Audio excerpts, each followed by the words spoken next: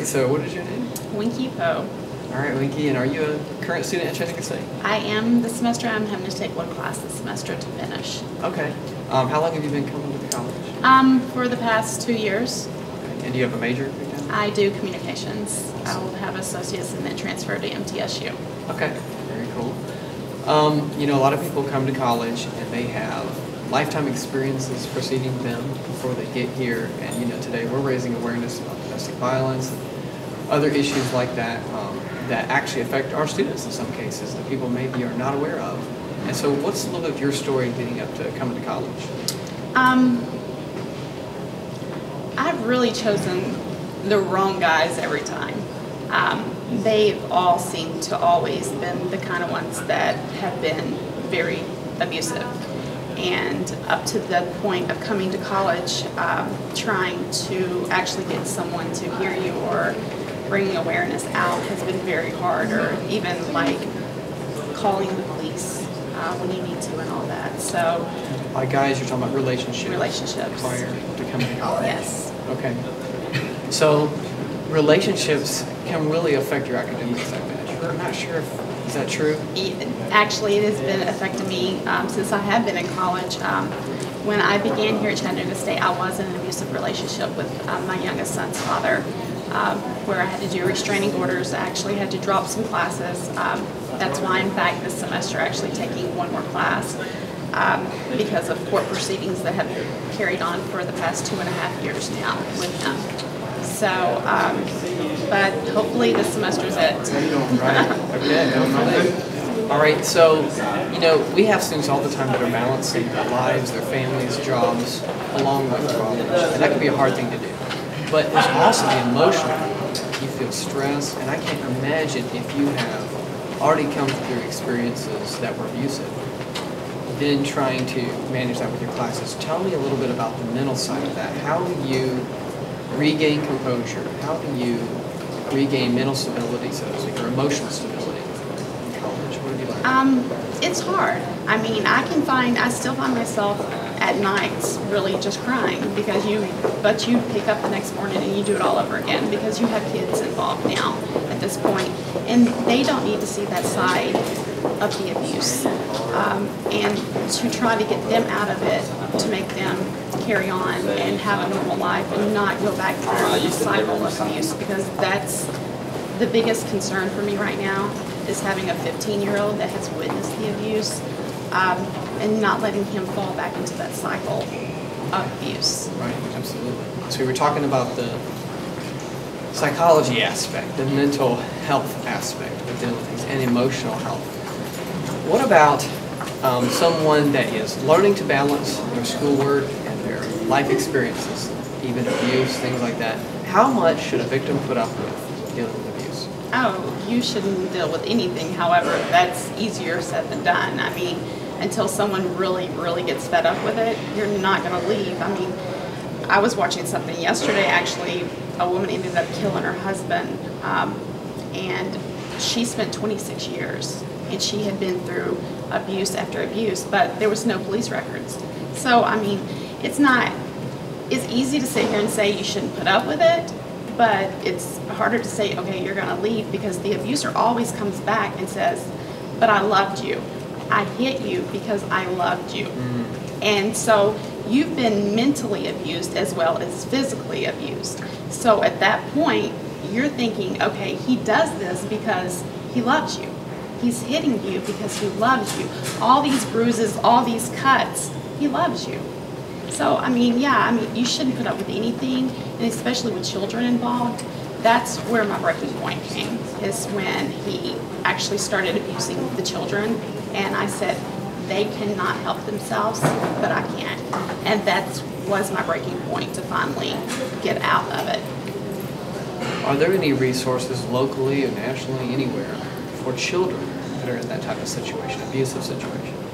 I mean, Child Protective Services can be called in, but then you might lose them too, right? Exactly. So then that just puts you at a loss if you're not reporting the abuse. If a child goes to school and reports the abuse, then you have CPS on you. So there's really no where that a child could go and talk to someone without being actually having the other parent involved as well.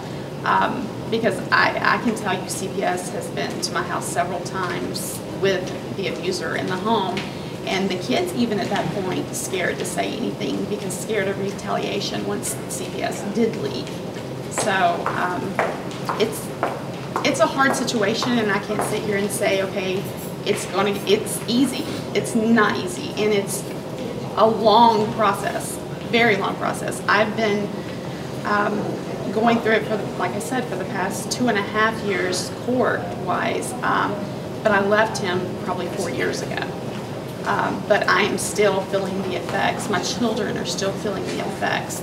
They're still being mentally abused. So it's not. I can't sit here and say that it's easy. It's not. I don't. And I'm. You know, there's days where I'm like, when will it get easier? But I no longer have my children in the setting where they can be hit or see their mother being hit, and that has to be progress. Absolutely.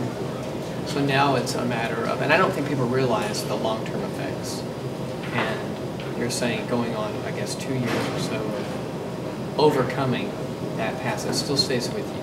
It's something that becomes, and then you have the fear of it becoming a repeated cycle, you know, and it being passed down to future generations to act the same way. What do you think, what would be your statement about abuse in general, being tolerated in society versus what can be done about it? We need more awareness out there. We need more support for the women that are actually going through it, or the men for that matter, that are actually going through the abuse. It doesn't need to be where the police come and, I mean, you have to defend yourself. There's been many times I would be dead if I didn't defend myself, but now it's to the point where you both go to jail. I mean, so you don't call the cops because you don't want to go to jail. You don't want, if you do go to jail, then your kids are picked up. I mean, so you don't call the cops. We need more awareness. We need more support for children, and letting them know that they don't need to go down the violent path. Because I've told my son many a times, the way that you speak to me in front of a little girl is the way that you're going to treat her one day, and that you need to talk to me. And develop positive habits now. Yes. So it begins in the home. Yes, it does. You have, I mean, it's like almost like you're teaching a baby how to walk. You have to kind of develop them to where, okay, the abuse is not okay, even though you sat there and took it for so many years. It wasn't okay for me to sit there and take the abuse that long. Right. Building up your life after being a victim, being abused, having bad relationships. There's a lot of stories about that now. If something didn't work out, look at the divorce. Whether or not it involved violence, the fact is a lot of relationships are not working out.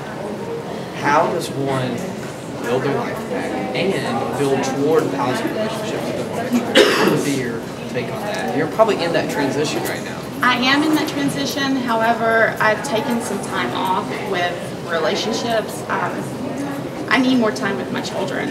I'm not ready for a relationship because you go into relationships looking at it as, okay, this person is going to be just like the last person. So you're already looking at that person as, okay, they're going to mess up some way, somehow they're going to do something to you.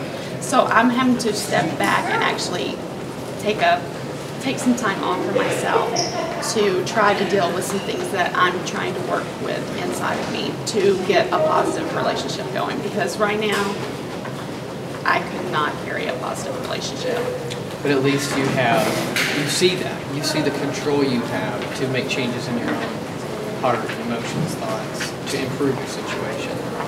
So I think that's something that people need to realize is the power still within you to make some changes, to develop positive thinking, and to realize that not everybody is an abuser. Is that, do you see that happening in society? I do see that, and that's the whole, that's the whole thing that you've got to realize that everyone is not going to be mean again.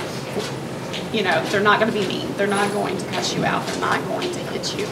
But you have to take that step as well and let them know that they're different than the individual that you were with prior to them. Right. Okay. So there's a lot of wow, there's a lot that goes on inside a person that's drinking. There's a lot of emotion that I feel like we're bottling up as a society. And the society is made out of individuals. Your story, my story, everyone brings a different story to the table and what they're dealing with. What has been your transition now, going back into this society? What can we do to raise awareness? What improvements can we make in society based on your experience, your story? We need support groups. We need shelters out there that are actually willing to take these women in and actually help. It's not about, okay, taking me in for 30 days and then I'm back out on the street, because I was out of state, no family, and every time the police would come to the house, I was the one out of the house. He wasn't. And there I was without any place to go. Well, a shelter, you're there for 30 days, okay. Jobs, you can't hold a job down and going from shelter to shelter, or trying to, find a home, or trying to come up with the money to get a home. I think the shelters need more involvement with realtors.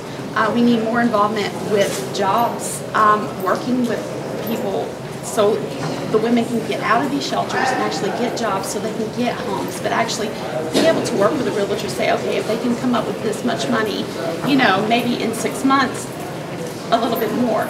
I'm not saying even own the home, even renting, because 30 days is not a lot of time to get money up and that's if you have a job when you're going into the shelter. What if you don't have a job? What if you've been at home your whole life with your kids? You've got no job training. At that point, you need job training. There is so much involved in domestic violence and every aspect of why women stay. If we had had a family justice center in Chattanooga, do you think that would have benefited women as a victim? The whole concept of having a family justice center, what do you think? It might have, but even when I went down to do my restraining order, when we were called back in, the restraining order got put on both of us. So it was almost like I was just as much to blame as he was to blame. So then at that point, he was able to use, well, I've got a restraining order on you as well. Well, you're not the one who went down and filed. I mean, I had to have him put out of my house. So it's more about police not coming in and judging, actually looking at what's going on. I think they think the women always go back, and some women do. But that's a lot of the mentality that I've seen with the Chattanooga Police Department is the women are going back, so why do anything about it? Okay, so you're suggesting more police training, more funding for officers even to be able to tell, for example, the difference between offensive and defensive injuries, being able to tell this is a victim, not the perpetrator. Correct. Things like that. You end up fighting back, which almost makes you an abuser as well, but if you don't fight back, a lot of times you lose your life. So, there's been times when if I wouldn't have fought back and got out of the house, I really think I would have been dead. So yeah, more funding. The police have a huge impact on it. Huge. All right, so closing thoughts about the whole domestic violence topic. Do you see it having an impact on the society? Do you see your story being multiplied in other people's lives as well? Yes, I even see it going into my kids' lives. I have a 15-year-old that has witnessed it almost his whole life. So trying to bring him out of that cycle of another generation having domestic, or him thinking that domestic is okay, is something that I'm dealing with right now. So in closing, what can a person do that finds themselves in this situation? What can we do as a society? Where do you think we begin? What would you tell them if you're looking at a victim right now? Get out as fast as you can, because if not, you're going to end up deeper and deeper into it, and it gets harder and harder the more years you spend. So in closing, if you were looking at a victim face to face, what would you tell them in their situation? To get out as fast as possible. The longer you stay, the more problems that it's going to cause. So, especially, just get out.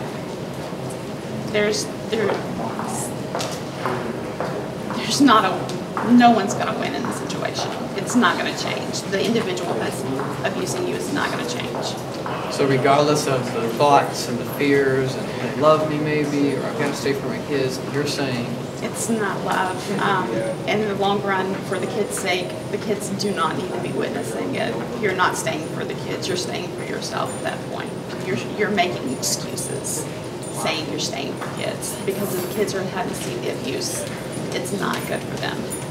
I guess if we had a family justice center or a safe house or something like that, we'd have a place for these victims to go. Correct. So you see that as something we really need to. We need something other than just shelters. Absolutely. All right. Thank you so much. Thank you. For taking your time to do